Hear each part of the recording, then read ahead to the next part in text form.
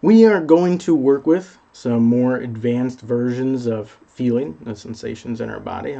Helps us contact reality and then develop that space for a larger amount of awareness, and then our ability to work on our actions and our reactions with ourselves, with the world, in our relationships. But I want to hit on something important first before we move on to some of those more advanced techniques, and that's specifically pain. Now, this is something I have a lot of experience with from my own health issues, and specifically in emanating from the back of my head, from spinal deformities back here and injuries to the brainstem. And when you start trying to do certain types of meditation, if you have severe chronic pain, you basically won't be able to. Right? It's a major issue. If you try to feel your hand, and then you can kind of force yourself to, but then your attention gets drawn back to wherever it is that you have the severe chronic pain. And so it'll keep kicking you out of it. And you keep trying harder to move your attention in the place, but your nervous system just wants to bring your attention to that area of pain, and it becomes very difficult, very frustrating. Right? I've been there. The specific way of dealing with pain is not easy. All right? And I would present the case that there is no easy. Right? You can take painkillers, and that is hard. You can just try to ignore it, and that is hard. You can meditate to cope with it, and that is hard. There is no easy path when you're in that situation, so you have to choose your hard. I love that saying, choose your hard. It seems a lot of what life is about, right? Choosing your hard. And we want to purposefully choose our hard. So if you want to cope with your severe chronic pain issues through meditation, you have to go through it.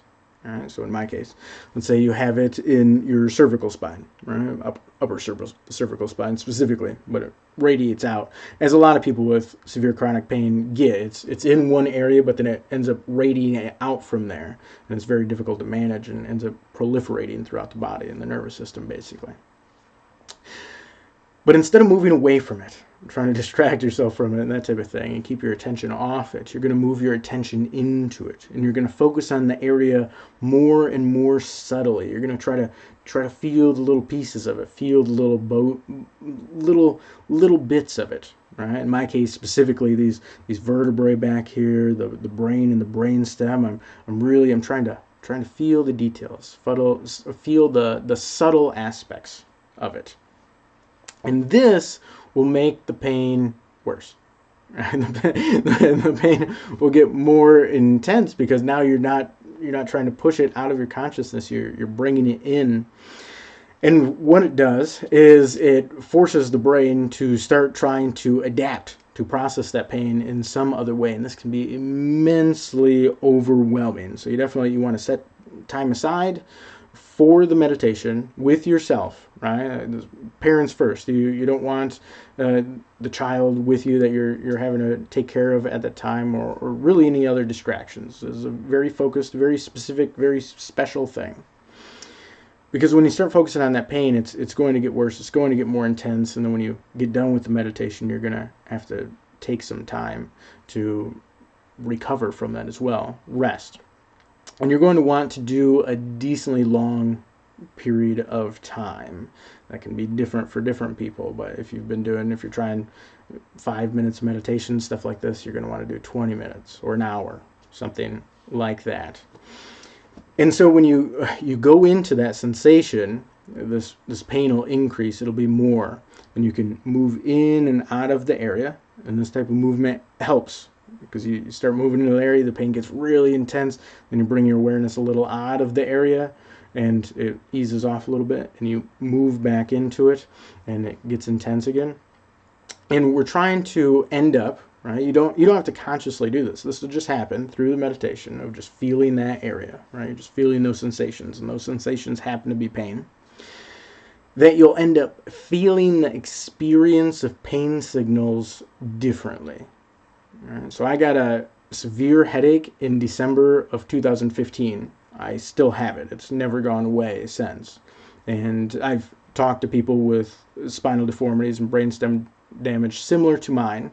who have had a headache constantly for over 10 years. And I will probably end up being one of those people because I'm a handful of years into it now.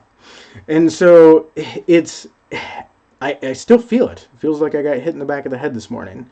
But because I feel it differently, I can cope with it. I can do all sorts of stuff. So it's a unique way of dealing with it. Immensely powerful, kind of hard to go through, but it's one of those things where you have to choose your heart.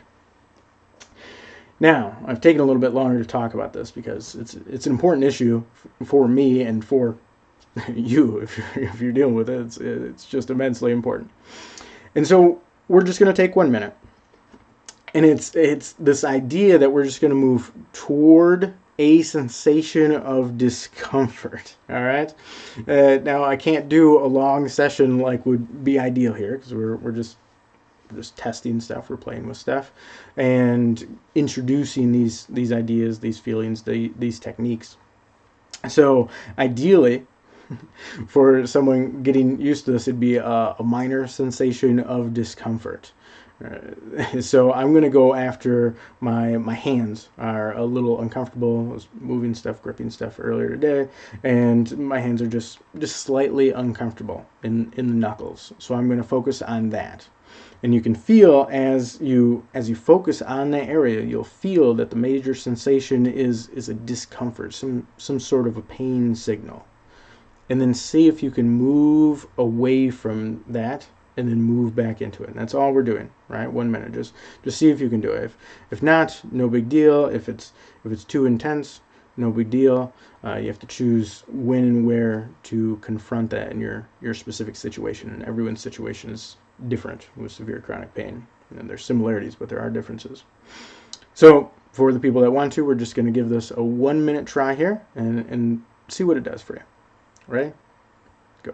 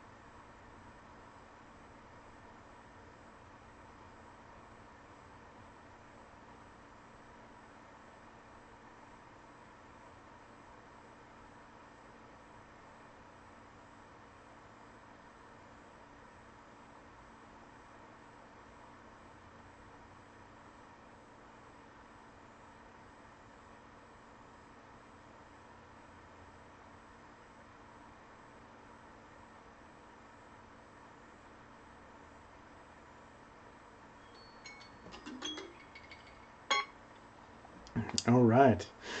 So that is it's unique. It's a unique path to take, a difficult path, but immensely beneficial and has completely changed my life.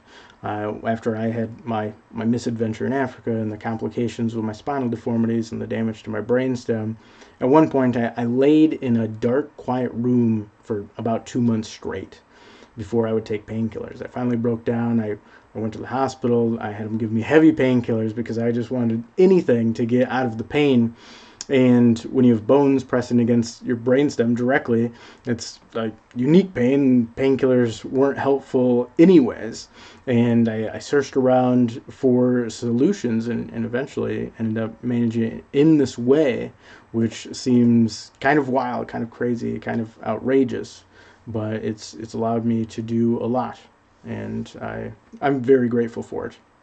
And if it can help someone else, then that is great. So if you want to take that path, then I encourage it because I think it has the potential to change lives. I'm very confident in that because it has with mine.